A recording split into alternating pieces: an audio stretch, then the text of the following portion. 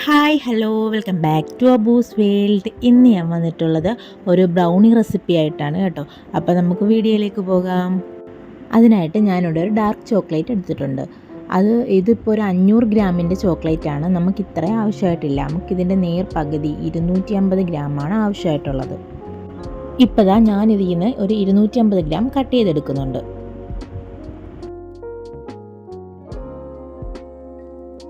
Cut ചെയ്തെടുത്തിട്ടുള്ള ഈ 250 gram ചോക്ലേറ്റിൽ നിന്ന് ഞാനൊരു 50 ഗ്രാമോളം കട്ട് ചെയ്ത് മാറ്റുന്നുണ്ട്.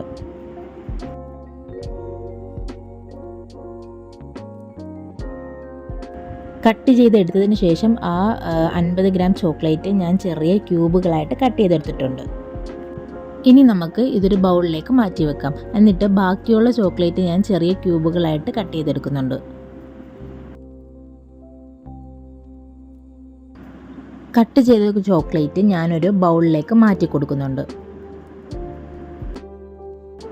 ഇനി നമുക്ക് ആവശ്യമായിട്ടുള്ളത് ബട്ടറാണ്. ബട്ടർ ഒരു 100 ഗ്രാമോളം ബട്ടർ ഞാനിപ്പം ഇവിടെ ചെറുതായിട്ട് കട്ട് ചെയ്ത് ചോക്ലേറ്റിൻ്റെ കൂടെ ചേർത്ത് കൊടുക്കുന്നുണ്ട്. ഇനി നമുക്ക് ഈ ചോക്ലേറ്റും ബട്ടറും കൂടെ ഒന്ന് ഡബിൾ ബോയിൽ ചെയ്ത് ഇതൊന്ന് മെൽറ്റാക്കി എടുക്കാം.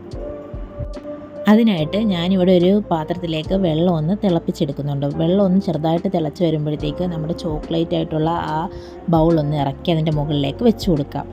അത്യാവശ്യം വെള്ളം നന്നായിട്ട് തിളച്ച് വരുമ്പോഴത്തേക്ക് നമ്മുടെ ആ ഒരു ചോക്ലേറ്റ് നന്നായിട്ട് മെൽറ്റായിട്ട് കിട്ടും.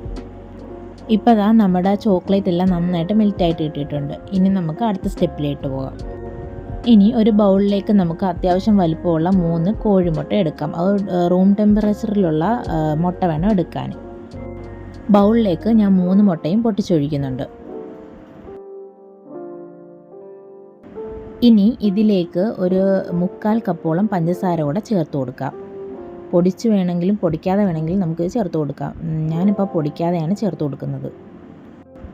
ഇനി ബീറ്റർ വെച്ചോ അല്ലെങ്കിൽ ഇതുപോലൊരു വിസ്ക് വെച്ചോ അല്ലെങ്കിൽ സ്പൂൺ വെച്ചോ നന്നായിട്ട് ഈ മുട്ടയൊന്ന് നന്നായിട്ടൊന്ന് ബീറ്റ് ചെയ്തെടുക്കണം.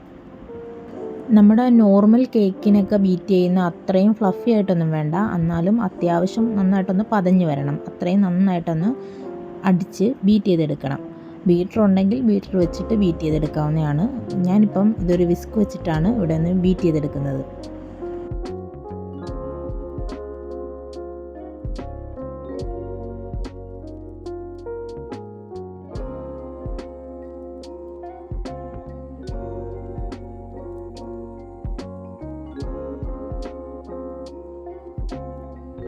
ഇപ്പോൾ മുട്ട അത്യാവശ്യം നന്നായിട്ടൊന്ന് പതഞ്ഞ് വന്നിട്ടുണ്ട്. ഇത്രയും മതിയാവും. ഇനി നമുക്ക് ചോക്ലേറ്റ് ഇതിലിട്ട് ചേർത്ത് കൊടുക്കാം. ഇപ്പം നന്നായിട്ട് ആറിയിട്ടുള്ള ചോക്ലേറ്റാണ് ഞാൻ ഇതിലേക്ക് ചേർത്ത് കൊടുക്കുന്നത്. ഒട്ടും ചൂടില്ലാണ്ട് തന്നെ നമ്മളിതിലേക്ക് ചേർത്ത് കൊടുക്കാൻ ശ്രദ്ധിക്കണം.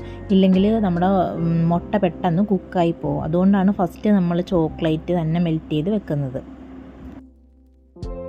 ഇനി നമുക്ക് ചോക്ലേറ്റും മുട്ടയും കൂടെ നന്നായിട്ടൊന്ന് മിക്സ് ചെയ്തെടുക്കാം.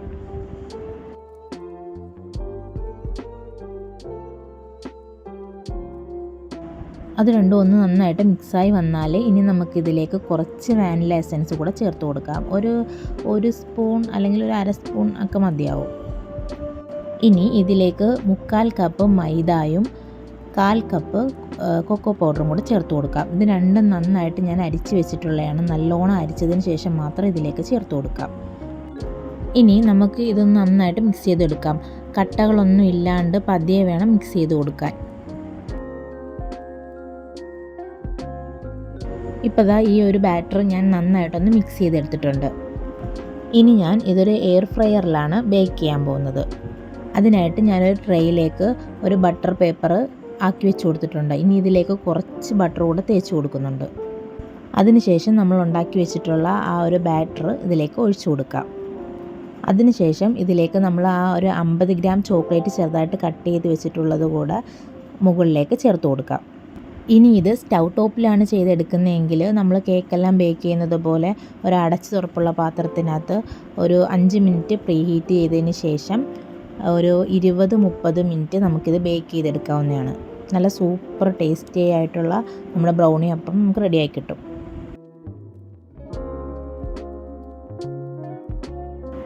ഇപ്പോൾ ഒരു 20 മിനിറ്റ് കൊണ്ട് തന്നെ നമ്മുടെ ബ്രൗണി ഇവിടെ എനിക്ക് റെഡിയാക്കി കിട്ടിയിട്ടുണ്ട്. നല്ല സോഫ്റ്റ് ആയിട്ടുള്ള ബ്രൗണിയാണ് ഇവിടെ റെഡി ആയിട്ടുള്ളത്.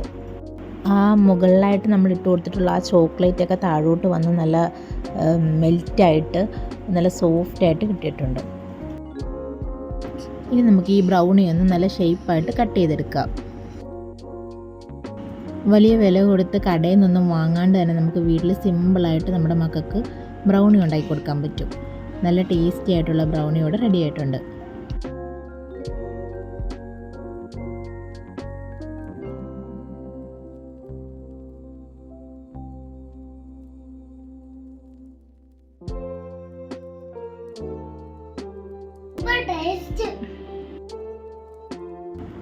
അപ്പോൾ എൻ്റെ വീഡിയോ ആദ്യമായിട്ട് കാണുന്നവരുണ്ടെങ്കിൽ ഒന്ന് സബ്സ്ക്രൈബ് ചെയ്ത് സപ്പോർട്ട് ചെയ്യണേ. കൂടെ ആ ബെല്ലൈക്കണിൽ ഓൾ എന്ന ഓപ്ഷൻ കൂടി സെലക്ട് ചെയ്താൽ ഞാനിടുന്ന വീഡിയോസ് എല്ലാം നിങ്ങൾക്ക് നോട്ടിഫിക്കേഷനായിട്ട് വരുന്നതായിരിക്കും.